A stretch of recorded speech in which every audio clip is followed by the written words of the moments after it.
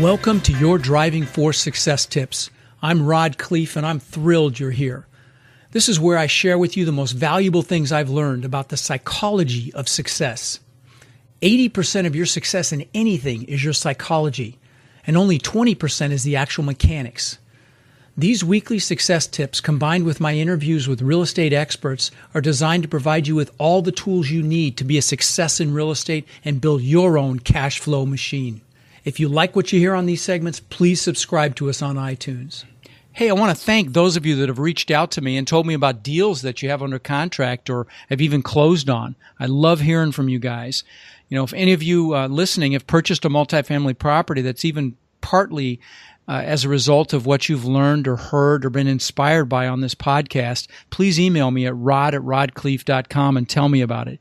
You know, I'll tell you, nothing makes me feel better than to get those emails and have conversation with you guys about your deals. So please give me that gift. I'd be very grateful. Again, it's rod@rodkhleif, spelled KHLEIF.com. Also want to thank you for your patience in waiting for the book. I apologize for how long it's taken. Thousands of you are on the list for a free copy, and I promise it's coming very soon. And I want to remind those of you that aren't on the list, get on it right away. My plan's only to give it away for free until the end of the year. Then it's going on Amazon. But my listeners get it for free now. And it's an awesome, comprehensive, literally textbook about multifamily real estate investing. It's 220 pages, no fluff. It's being final edited. Finally, if you want it, all you do is text ROD to 41411, and we'll put you on the list for it. So also, I'm pretty active on Facebook and Instagram and LinkedIn, so love connecting with you guys on there as well. So look me up and say hello. So let's get to it. This week, we're going to talk about how to take action towards your goals. Have you ever been stuck? You want to move forward towards your goals, but you can never seem to get any traction. A lot of people get stuck in the planning stages and never actually take action. Maybe you've heard me talk about the importance of goal setting and determining your whys for each goal. But of course, for your goals to materialize, you have to take massive action. The late, great Zig Ziglar said, "You don't have to be great to start, but you have to start to be great." And my other mentor, Tony Robbins, says the path to success is to take massive, determined action. Even Pablo Picasso said something effectively the same. And he said, action is the foundational key to all success. But you got to know this. Anybody that's ever succeeded in anything has usually failed many times. Many of you that listen to me know that I call my failures seminars because they're learning experiences. But you have to take consistent action to fail your way to success. When asked if he got discouraged when his experiments failed, Thomas Edison was quoted as saying he knew, I think 1,000 ways how not to make a light bulb. And that's because he wasn't afraid to take action, even if it meant failure, because he knew it got him closer to his goal. Guys, don't be afraid to fail. Don't let that stop you from taking action. The distance between dreams and reality is called action. My father used to tell me, if not now, when? And action, frankly, always beats intention. If you really want something, you'll find a way. If you don't, you'll find excuses. So it's important to be sure that you really want whatever it is you're going after, so that you're compelled to take action that you need to. Nothing is more exciting and gratifying than to accomplish something you weren't certain you could do.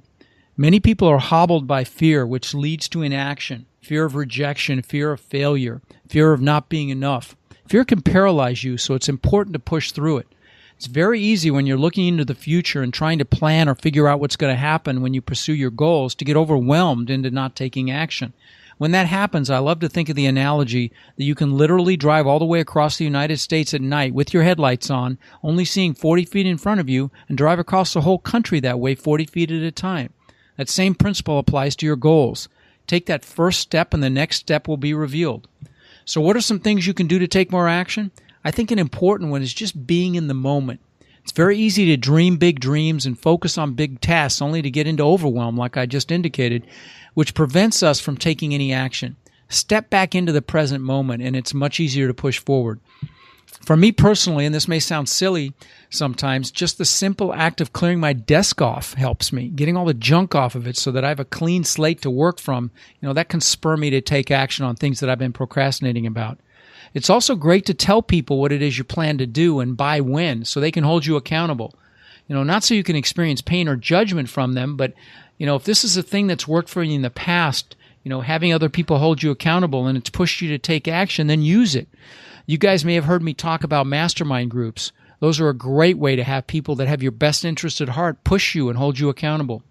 I also personally love having a coach. I've had a coach for years. Coaching can be very effective, a very effective way to have accountability.